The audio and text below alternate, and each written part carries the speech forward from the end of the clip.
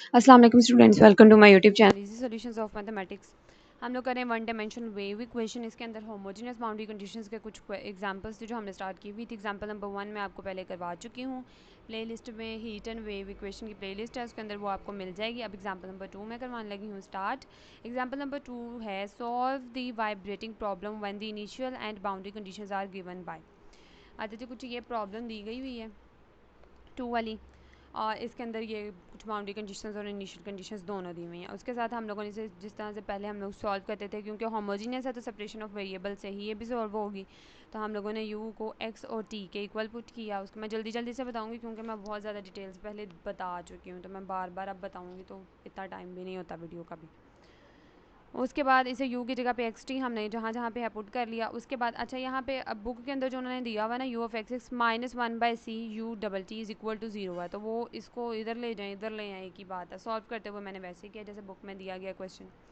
अच्छा जी, इसको आगे फर्दर सॉल्व करते करते जहाँ से हमें टी बाहर निकला, यहाँ से एक्स बाहर निकला, उसको सॉल्व किया और एंड पे हमने बिल्कुल जिस तरह हीट में हम लोग करते थे कि एक्स वाले पार्ट को अलग करते थे इक्वल टू टी वाला पार्ट, और उसको हम लोग करते थे माइनस लैम्डा स्क्वायर के इक्वल।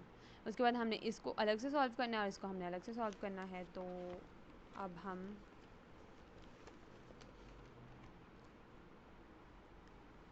इसका अलग से बना लिया, इसको अलग से बना लिया, इसकी अलग से इक्वेशन बन गई, इसकी अलग से इक्वेशन बन गई, रूट्स बन गए सारा कुछ। उसके बाद हमें x के अकॉर्डिंग जो हमारी कंडीशंस बन रही थी वो x of 0 is equal to 0 और x of a is equal to 0, 0 से a है रेंज, तो वो x के अकॉर्डिंग हमारी वो बन गई।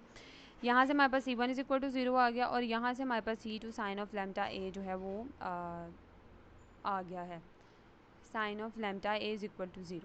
यहाँ से हमारे पास जो लैम्डा है यानी जो आइगन वैल्यू है वो हमारी ये निकल आई और आइगन फंक्शन हमारा जो है वो ये निकल आया। उसके बाद हम लोग क्या करते हैं, यू ऑफ एक्स टी में जो हमारा एक्स ऑफ एक्स निकला उसको पुट किया और जो हमारा टी ऑफ टी निकलता है हमने उसको उसके अंदर पुट कर दिया। X of x and t of t आ गया हमारा।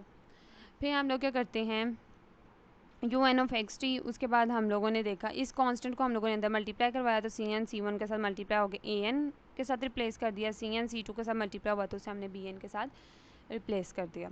उसके बाद नेक्स्ट हम लोगों ने इसके ऊपर लगा दिया principle of superposition. Principle of superposition क्या होता है, n times linear combination of any function या कोई भी वैल्यू जो भी दी हुई होती है जिसके ऊपर अप्लाई करते हैं, एन टाइम्स लीनियर कम्बिनेशन में उसको लिख देते हैं। हमने ये दोनों तरफ इसके ऊपर समेशन अप्लाई कर दिया है, लिमिट जो है वो 1 से इन्फिनिटी जा रही है।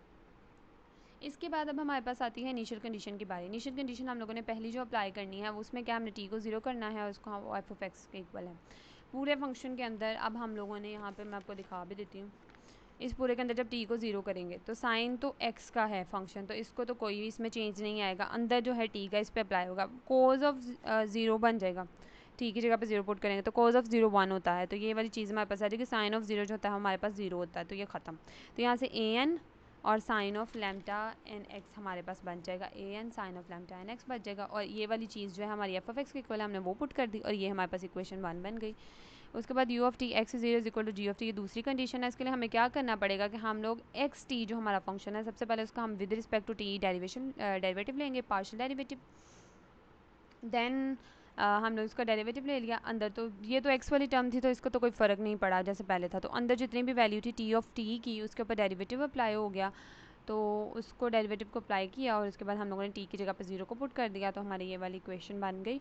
और उसके बाद ये वाली चीज़ हमारी जी ऑफ एक्स का इक्वल है, तो इसको हमने जी ऑफ एक्स पुट कर दिया और सी एन। अब ये हमारी दो इक्वेशंस बन गई हैं, इनके ऊपर हम लोग साइन फोरियर साइन सीरीज़ लगाएंगे। तो from these two equations from 1 and 2 a n पे जब हम लोगों ने अप्लाई किया तो इस तरफ कांस्टेंट वैल्यू जो है वो सिर्फ ए एन है, a n is equal to limit 0 से ए है तो 2 बाई ए, तो 0 से ए एफ ऑफ एक्स, और आगे साइन जो हमारा होता है और लैम्डा की जगह पे हमने उसकी वैल्यू पुट की डी एक्स। एंड उसके बाद हमारा जो ये वाली चीज़ है इसके अंदर अब हमारी जो कांस्टेंट वैल्यूज़ हैं वो सी है और बी एन है, ये कांस्टेंट वैल्यूज़ है। जो जितनी भी कांस्टेंट वैल्यूज़ होती हैं वो उठा के हम लोग एक तरफ लिख लेते हैं, जिस तरह ये सी बी एन और लैम्डा एन थी, तो मैंने लैम्डा एन की जगह पे उसकी वैल्यू पुट करके यहाँ पे लिख दिया उन्हें एक तरफ, इज इक्वल टू आगे हमारी 0 से ए रेंज है तो ये भी 2 बाई ए, 0 से ए डी ऑफ एक्स, और आगे sine of lambda n d x हो गया हमारा, ये भी बन गया। इसके बाद हम लोगों ने क्या किया, अब हमें सिर्फ बी एन की वैल्यू चाहिए तो एक्स्ट्रा चीज़ें उठा के हम लोग दूसरी तरफ ले जाएंगे, ये ए से कैंसिल, ये सी एन पाई यहाँ पे मल्टीप्लाई हो रहा है दूसरी तरफ जाकर डिवाइड हो जाएगा, तो इस तरह से हमारे पास ये दो सोल्यूशंस बन जाएंगे। तो ये एग्जांपल यहाँ तक की थी, शॉर्ट थी। ईजी थी और मैंने काफ़ी डिटेल बताई हुई है, तो इस वजह से मैंने जल्दी जल्दी से बता दिया है इसको।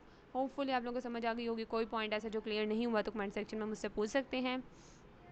वीडियो पसंद आई तो प्लीज़ वीडियो को लाइक करें, चैनल को सब्सक्राइब करें ताकि आगे आने वाली एग्जाम्पल्स की वीडियोज़ का नोटिफिकेशन आपको मिल जाए। Thank you so much.